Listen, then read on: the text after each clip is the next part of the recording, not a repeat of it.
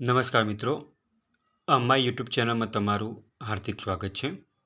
મિત્રો, અત્યારે એએમસીની અંદર જાહેરાત પડેલી છે, જેની અંદર આ ફોર્મ ભરવા માટે તમારી લાયકાત શું માગેલી છે, તમારી ઉંમર કેટલી છે, આ ફોર્મ ભરવા માટેની તમારી એપ્લિકેશન ફી કેટલી છે, આ ફોર્મ ભરવા માટે તમારે લાયકાત શું માગેલી છે, આ પોસ્ટ માટેનો તમારો પગાર કેટલો છે અને આ ફોર્મ કેવી રીતના ભરવું એ તમે આ વિડીયોના માધ્યમ દ્વારા જોઈ શકશો. તો મિત્રો, સૌપ્રથમ તમે અમારી ચેનલ ઉપર નવા હો તો અમારી ચેનલને સબસ્ક્રાઈબ કરી લેજો અને બાજુમાં આપેલ બે આઇકોનને ક્લિક કરી લેજો, જેથી કરીને રોજ નવા વિડીયોની નોટિફિકેશન તમને મળતી રહે. તો મિત્રો, સૌપ્રથમ તમે ગૂગલમાં marugujarat.in કહીને વેબસાઇટ ઓપન કરશો તો એની અંદર મિત્રો તમે જોઈ શકશો કે એએમસી રિક્રુટમેન્ટ 2024-25 એટલે કે અમદાવાદ મ્યુનિસિપલ કોર્પોરેશનની અંદર કયા પોસ્ટ માટેની જગ્યાઓ પડેલી છે એ તમે અહીંયા જોઈ શકશો. તો મિત્રો, અહીંયા તમે જોઈ શકશો કે કઈ પોસ્ટ ઉપર જગ્યાઓ પડેલી છે. તો ફાયર એન્ડ ઇમરજન્સી સર્વિસ માટેની ડિપાર્ટમેન્ટ છે, એની અંદર આસિસ્ટન્ટ ડ્રાઈવર કમ પંપ ઓપરેટર માટેની જગ્યાઓ પડેલી છે, જેની અંદર કુલ થઈને 58 જગ્યાઓ છે. અને મિત્રો, આ ફોર્મ ભરવાના ચાલુ થઈ ગયા છે અને આ ફોર્મ ભરવા માટેની છેલ્લી તારીખ 27/3/2025 છે. હવે મિત્રો, આની અંદર વાત કરીએ તો આની અંદર તમારી લાયકાત શું માગેલી છે. તો આની અંદર તમારી લાયકાત મિનિમમ તમે 10 પાસ કરેલું હોવું જોઈએ અને તમારી જોડે હેવી ડ્રાઇવિંગ લાઇસન્સ હોવું જોઈએ. હવે મિત્રો, આ ફોર્મ ભરવા માટે તમારે ઉંમર કેટલી હોવી જોઈએ. તો આ ફોર્મ ભરવા માટે મિનિમમ ઉંમર તમારે 18 થી 35 વર્ષ હોવી જોઈએ અને તમારા જોડે ડ્રાઇવિંગનો કોઈ પણ અનુભવ હોવો જોઈએ. હવે મિત્રો, વાત કરીએ તો આ ફોર્મ ભરવા માટે તમારે એપ્લાય કેવી રીતના કરવું.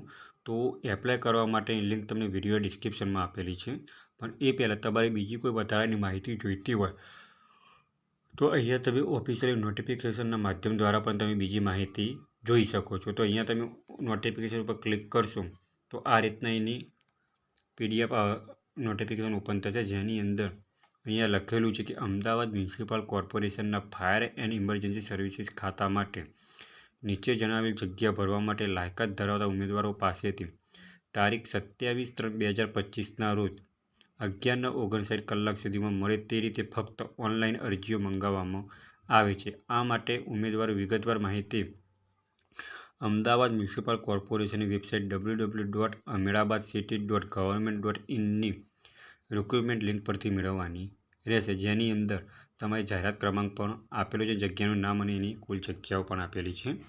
તો આપણે મિત્રો એની પીડીએફ પણ જોઈશું. તો મિત્રો, આ પીડીએફ એની ઓપન પણ થયેલી છે અને તમે એપ્લાય નાવ ઉપર ક્લિક કરશો તો એની સામે પણ તમને ડિટેલ મળશે કે જેવી રીતે અહીંયા તમે જો સહાયક ડ્રાઈવર કમ પંપ ઓપરેટર એની 20 ડિટેલ ઓપન કરશો તો એની પીડીએફ ઓપન થશે. મિત્રો, તમે અહીંયા જોઈ શકો છો કે આની પીડીએફ ઓપન થઈ ગયેલી છે, જેની અંદર તમે અહીંયા જોઈ શકો પહેલા નંબરની જગ્યા છે સહાયક ડ્રાઈવર કમ પંપ ઓપરેટર, જેની અંદર 58 જગ્યા છે, જેની અંદર 26 જગ્યા બિન અનામતની છે, 4 જગ્યા અનુસૂચિત જાતિની છે, 8 જગ્યા અનુસૂચિત જનજાતિની છે, 15 જગ્યા સામાજિક શૈક્ષણિક પછાત વર્ગ માટેની છે અને 5 જગ્યા અનુસૂચિત નવજાત માટેની છે. હવે આની અંદર શૈક્ષણિક લાયકાતની વાત કરીએ તો આની અંદર તમારે મિનિમમ 10 પાસ કરેલું હોવું જોઈએ અને 6 મહિનાનો ફાયરમેનનો કોર્સ અથવા તો ડ્રાઈવર કમ પંપ ઓપરેટરનો કોર્સ કરેલો તમે હોવો જોઈએ. એવી રીતે અલગ અલગ પોસ્ટ વાઇઝ અલગ અલગ લાયકાતો માગેલી છે અને આનો પગાર ધોરણ તમારે 26,000થી ચાલુ છે, જે 3 વર્ષ સુધી તમારો ફિક્સ રહેશે અને 3 વર્ષ પછી લેવલ 4નો પગાર આવશે. અને વય મર્યાદા તમારી 18 થી 35 વર્ષની હોવી જોઈએ, 35 વર્ષથી વધારે હોવી જોઈએ નહીં, એ પણ અહીંયા તમે જોઈ શકો છો. તો તમારી બીજી પણ વધારાની માહિતી જોઈતી હોય તો મિત્રો આ તમે પીડીએફનો અભ્યાસ પણ કરી શકો છો. હવે મિત્રો, એપ્લાય કેવી રીતના કરવું. તો એપ્લાય કરવા માટે લિંક તમને વિડીયોના ડિસ્ક્રિપ્શનમાં આપેલી છે અને આપણે વિડીયોના માધ્યમ દ્વારા પણ જોઈ શકશું કે ફોર્મ કેવી રીતના ભરવું. તો અહીંયા મિત્રો તમે એપ્લાય ઓનલાઈન ઉપર ક્લિક કરશો તો અમદાવાદ મ્યુનિસિપાલિટી કોર્પોરેશનની મેઇન વેબસાઇટ ઓપન થશે, જેની અંદર અહીંયા એપ્લાય નાવ ઉપર ક્લિક લખેલું હશે, એ તમારે ક્લિક કરવાનું રહેશે. તો આ રીતના એનું પેજ ઓપન થશે, જેની અંદર તમારે અહીંયા કેન્ડિડેટ ડિટેલ લખવાની રહેશે. સૌપ્રથમ તમે અહીંયા ટાઇટલ લખવાનું રહેશે, જે હોય તમે. એના પછી તમારો આધાર કાર્ડ નંબર લખવાનો રહેશે. ત્યાર પછી તમારું ફર્સ્ટ નેમ, એના પછી તમારું ફાધરનું નામ અને છેલ્લે તમારી અટક લખવાની રહેશે. અહીંયા તમારું જેન્ડર દર્શાવવાનું રહેશે. જો તમે ફિમેલ હોય તો ફિમેલ, મેલ હોય તો મેલ, એ પણ તમારે અહીંયા દર્શાવવાનું રહેશે. ત્યાર પછી અહીંયા તમારો પોતાનો મોબાઈલ નંબર દર્શાવવાનો રહેશે.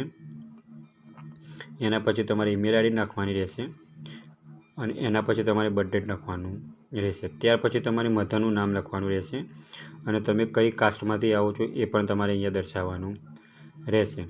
ત્યાર પછી તમે મેરિડ છો તો મેરિડ, અનમેરિડ હોય તો અનમેરિડ, એ પણ તમારે અહીંયા દર્શાવવાનું રહેશે. એના પછી તમારે એડ્રેસ નાખવાનું રહેશે, જ્યાં જગ્યાએ તમે વસવાટ કરતા હોઈએ, અને એના પછી તમારે પિનકોડ નાખવાનો રહેશે. એના પછી તમે જે કાસ્ટમાંથી આવતા હો એ કાસ્ટનો સર્ટિફિકેટ નંબર નાખવાનો રહેશે. એ કાસ્ટ સર્ટિફિકેટ તમે ક્યારે કઢાવેલું છે એ દર્શાવવાનું રહેશે અને કોના કાઢી આપ્યું છે, મામલતદારે કાઢી આપ્યું છે, TDOએ કાઢી આપેલું છે કે ડિસ્ટ્રિક્ટ સોશિયલ વેલફેર ઓફિસરે કાઢી આપ્યું છે, એ પણ માહિતી તમારે અહીંયા ભરવાની રહેશે. એના પછી તમારે પોતાની ક્વોલિફિકેશન લખવાની રહેશે. એ ક્વોલિફિકેશન લખ્યા બાદ તમારે અહીંયા સબ્જેક્ટ લખવાનું છે. 10માની અંદર તમારે સબ્જેક્ટ તો કોઈને હશે નહીં, તો તમારે અહીંયા જનરલ લખવાનું રહેશે. ત્યાર પછી તમારે રિઝલ્ટ નાખવાનું રહેશે. ગ્રેડ હોય તો ગ્રેડ, CGPA હોય CGPA અને પર્સન્ટેજ હોય તો પર્સન્ટેજ નાખવાનું રહેશે. ત્યાર પછી તમારે પેલું ક્લાસ કેટેગરી નાખવાની રહેશે. જો તમારે 75% અથવા 60% આવવું હોય તો તમારે distinction pass, second and first નાખવાનું રહેશે.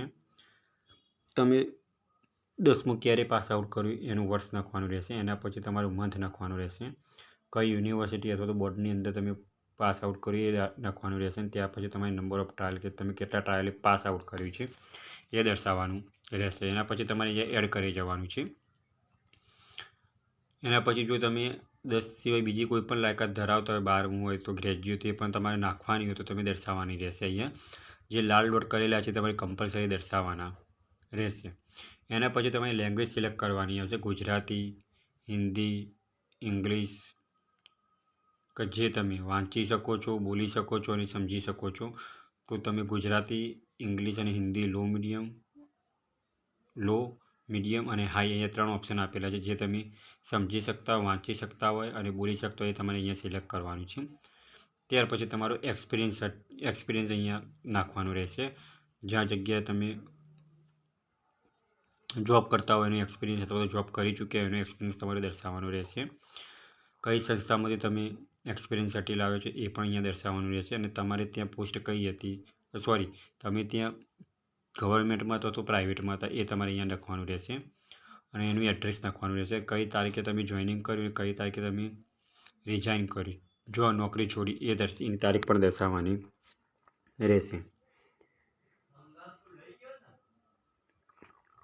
એના પછી તમારે એડ એક્સપિરિયન્સ બીજો કોઈ હોય તો એ પણ દર્શાવવાનું રહેશે. એના પછી તમારે અહીંયા ટિકમાર્ક આપેલું છે, ટિકમાર્ક ઉપર સેવ એન્ડ ડિટેલ કરવાની રહેશે. એના પછી તમારે અહીંયા તમારો પોતાનો પાસપોર્ટ સાઇઝનો ફોટો અપલોડ કરવાનું છે, તમારી સિગ્નેચર અપલોડ કરવાની છે, તમારું આધાર કાર્ડ અપલોડ કરવાનું છે, એક્સપિરિયન્સ સર્ટી અપલોડ કરવાનું છે, કાસ્ટ સર્ટિફિકેટ અપલોડ કરવાનું રહેશે. એના પછી તમારે આ ફોર્મ તમારે સબમિટ કરવાનું રહેશે.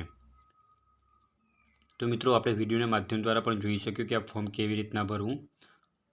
તો મિત્રો જે મિત્રોએ ધોરણ 10 પાસ કરેલું છે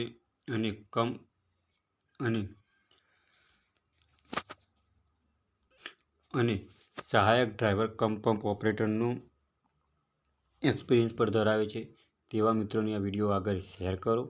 અને રોજ ગવર્મેન્ટ જોબને લગતા વિડીયો અને ટેકનિકલના વિડીયો જોવા માટે અમારી ચેનલને સબસ્ક્રાઈબ કરતા રહો.